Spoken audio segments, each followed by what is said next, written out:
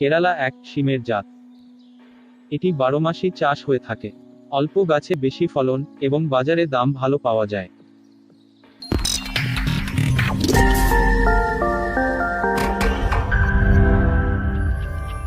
গাছের গোড়া থেকে ফুল ও ফল দিতে থাকে।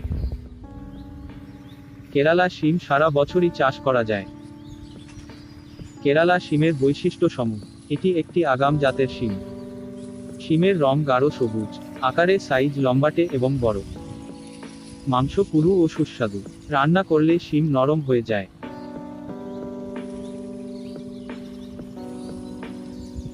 এ জাতের সবচেয়ে বড় বৈশিষ্ট্য হল গাছের গোড়ার প্রথম গিট থেকে শুরু করে প্রত্যেক গিটে গিটে শিম ধরে।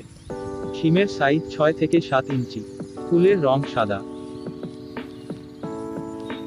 রোগ ও পোকার আক্রমণ ভাইরাস মুক্ত, দীর্ঘদিন ফলন দিতে থাকে। বাজারে চাহিদা বেশি ও কেজি প্রতি 10 থেকে 15 টাকা বেশি।